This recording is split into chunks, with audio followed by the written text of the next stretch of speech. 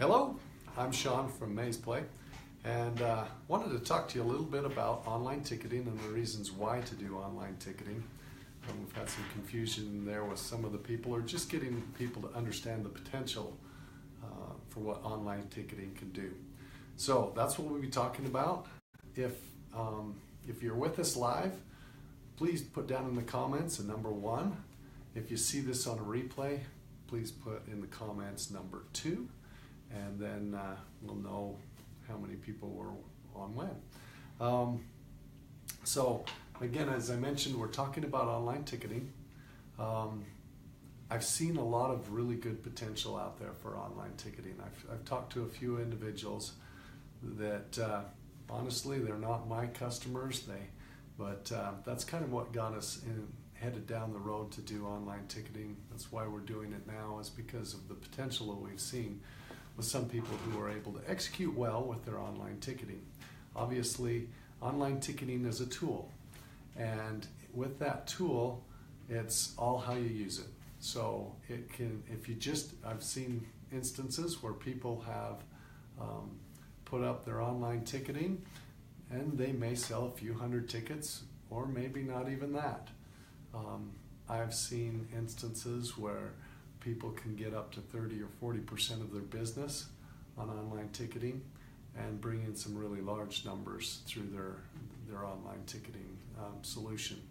So there's a lot of different solutions out there. We're not going to be talking about any individual online ticketing solution. Rather, we're just talking about why online ticketing, what's the potential out there, why should I consider it for my maze? And really, as it comes down to it, it's kind of like, there's a couple examples that I wanted to start off with. Here's one of the examples, and I'm an old farmer, so and I used to run a grain combine every fall. And one of the big things that we were always looking at is how much grain we're throwing out over the back of the combine. So that's kind of what I'm interested in kind of talking to you about. There's the crop out here. This is the complete potential that's out here. As it goes through the combine, that goes through the rotor and the concaves, and then it goes into sieves, and then hopefully the grain comes up into the grain tank, and then the straw and chaff go out the back. But in that process, it always seemed to be that there's a certain amount of grain that goes out the back. Well, in this example or metaphor, I'm trying to stop as much of the grain going out the back. And what we're seeing with customers is there's a lot of potential out there to bring customers to your maze. And we're trying to carry those all through up into the grain tank rather than having some sift out through the back.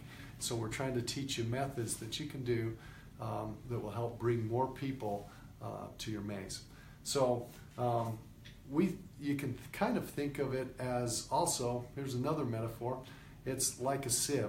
And you have the option to capture that customer, and the further you have to wait to bring them to the maze, the more people you lose out the bottom of that sieve, or the more potential you lose out the bottom of the sieve. So if you market on, say, example for a weekly market, if you market on Monday and you get somebody convinced to go to the maze on Monday with your marketing, you move clear to Friday, and you've lost so many people out the bottom of that sieve that then won't come, that would have come if they would have been able to come when you convinced them on Monday, or if they made that purchase on Monday, they would have come. So let's take the example, and that can always change. I can't give you exact numbers. I'm just talking about principles today mainly, because everybody's situation is different. Weather even impacts it. Let's take a weather example for, if you convince somebody to come on Monday and you move clear to Thursday, Friday, and it starts raining, there's a good chance that person will never come to the maze. And that's the biggest reason that we have for online ticketing. So my goal today is to talk about the potential that's out there. Online ticketing, again, in and of itself, will not sell one single ticket. It doesn't make a difference. It's a tool, however, that you can use with your marketing to capture sales that you would otherwise lose. So when I'm talking about what online ticketing is going to bring to you, or the extra that you can bring in from online ticketing, it's all dependent on what you're doing on the marketing on the front end anyway. This is just a way to close the sieves. If you're not bringing them in through the combine, it's not going to make any difference. It's a tool that can be used, but it's not something that's going to bring people to the maze itself. You know, one of the big things that we see, I've seen sometimes is with online ticketing is, I've got online ticketing now, and we've even looked at some websites where they're like, we've got online ticketing, and go there and we're like, where do we buy? Where's the buy now button? Oh, it's 4 pages back. It just doesn't work well in that kind of scenario. So the other thing that I've noticed when I talk about online ticketing with other people, we want to talk about that potential, but most of them are concerned about the cost of online ticketing. And online ticketing really does vary in cost. In fact, there's a lot of companies out there, when they're trying to sell online ticketing, they try to pass that cost onto the consumer. And they'll say, raise your price for a convenience fee and let the consumer pay it, because they know that people are so concerned about the cost of that discount or the cost of the online ticketing service. So they get so concerned about that, they then lose focus of what the real potential is. They start losing customers out the back end of the combine, so to speak. So I wanted to talk a little bit about that scenario. So in this case, I've made up a graph, and I didn't want to talk specific numbers because they really do vary. I've seen some amazing results, and I've seen some poor results. So I just kind of 4 scenarios that I've got here. It's a bar graph that you're looking at. So in scenario 1, the potential of capturing customers with, maybe this isn't the greatest marketing place or a campaign or ability, or maybe it just has a limited population. But anyway, you've got this potential right here to bring in extra customers through your online ticketing solution. It's going to cost you what's in blue. Obviously, you can see what's in green way outweighs what's in blue. You're going to make a lot more money even with the expense of selling, or even if you discount your tickets, you're still going to make a lot more money in this scenario. And this is like a 5 to 10% increase in business. It might even be smaller than that, I think, is what we calculated at a small increase in business. Still way overcompensates the money that you're losing in a $1 off discount if you were selling online. So blue, what is blue?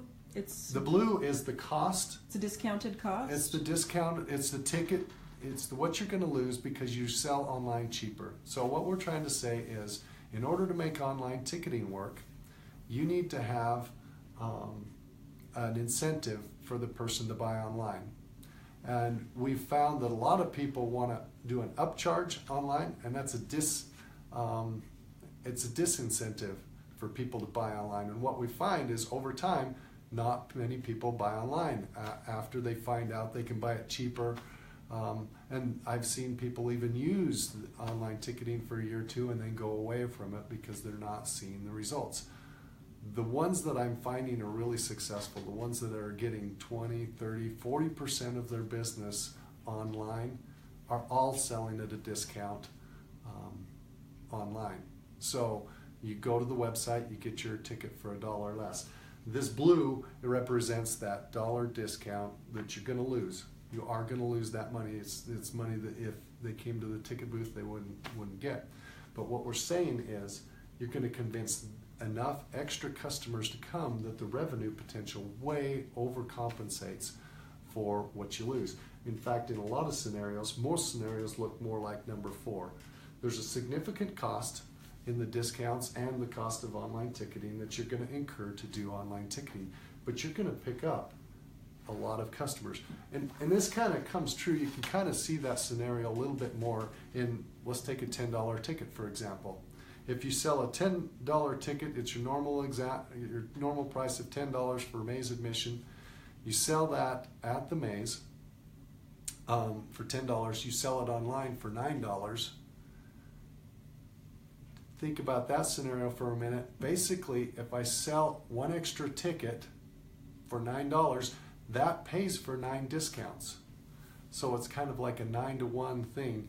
And that's kind of what this graph shows, a 9-to-1 type scenario. There are some other costs in there, but basically if you can move more of those people from the purchase price, you're gaining more of the people that you would otherwise lose. And it doesn't take gaining very many more to way overcompensate for the money that you're losing because of the discount. And so that's kind of the biggest hurdle for a lot of people in their minds to try and figure out, do I want to do online ticketing? Do I want to offer a discount? What I've seen, I've went out and visited some mazes, and they've told me the numbers where they're getting as high as 30-40% of their business online. Some of them have even said they've increased their sales overall 20%. If that were the case, under this bar graph would look even more out of proportion than what this was on a lot more conservative type number. And so what I want you to do is not concentrate on what you're losing. I want you to concentrate in discounts on the potential, because if you're not capturing the potential of customers out there, it's like losing them out the back end of the combine. You're actually losing a lot more money if you're not trying to capture them.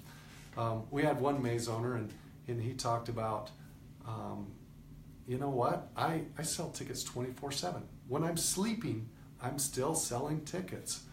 Well, that's somebody that you captured. If you capture them on a Tuesday night at 3 a.m., there's a good chance they're going to come to the maze because they've paid for it. And again, this is a really big weather insurance. I've had a lot of maze owners talk to me about weather insurance and how that works. And this is the most secure weather insurance that I've ever found, where the idea of doing an online ticketing, getting people to purchase in advance, there are all kinds of other reasons to do online ticketing, and that's not what I was trying to accomplish with this video today. I just want you to comprehend.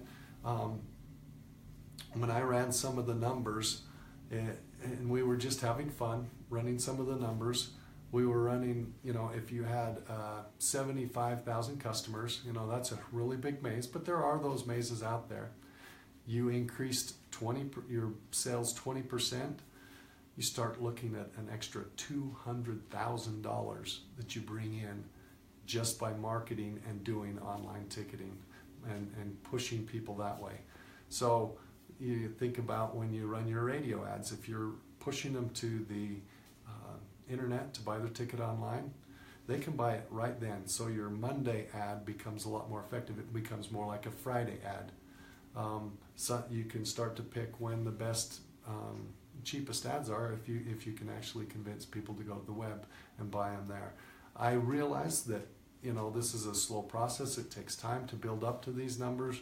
There are a lot of people. These numbers were kind of based on a 10,000 person scenario, but at 20%, there's an extra $26,000 that you are able to gain if you do online ticketing effectively, and that takes marketing as well. So it's kind of a mixed bag. It's kind of hard to separate out a lot of these.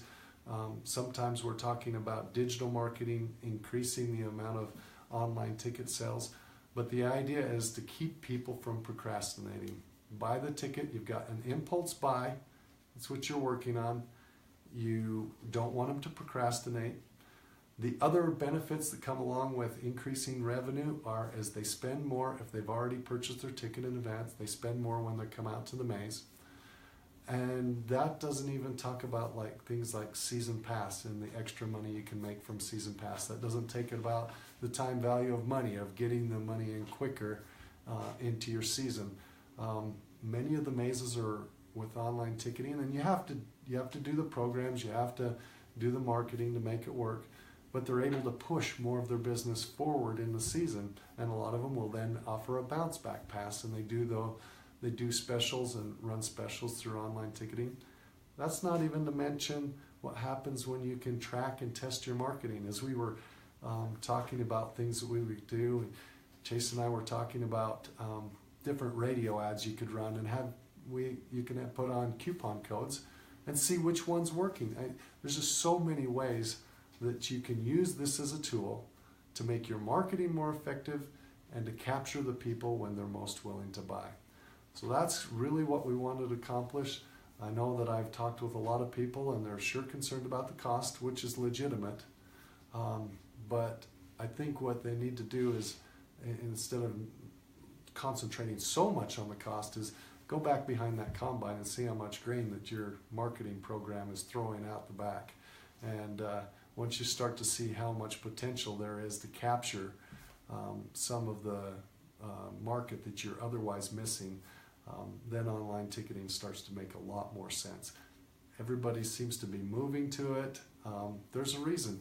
We were also, one of the questions we were talking about is, why have people moved to selling credit cards? It costs to do credit cards.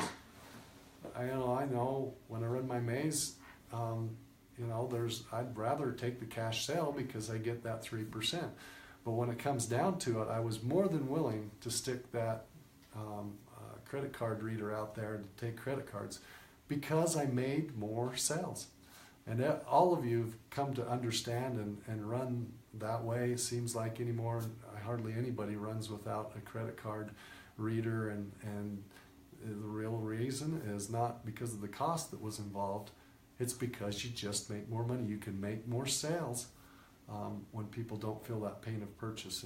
And we're really seeing that when it comes to the online ticketing. So that's kind of the area that we wanted to kind of push a little bit or cover a little bit, just to make sure that you're incentivizing your online ticket sales. Without an incentive, it really won't work.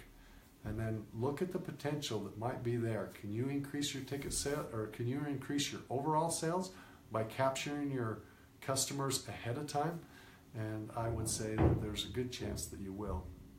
Any questions that we have? We do have questions, and thank you to Cameron Andelin for tuning in and leaving questions for us today. So he has 2 questions. When selling a limited number of tickets, what's the best way to integrate the sales counts with the ticket booth so we don't oversell? So that's his first question. Okay, so I'm going to repeat that back. What's the best way to integrate with the sales counter so we don't oversell?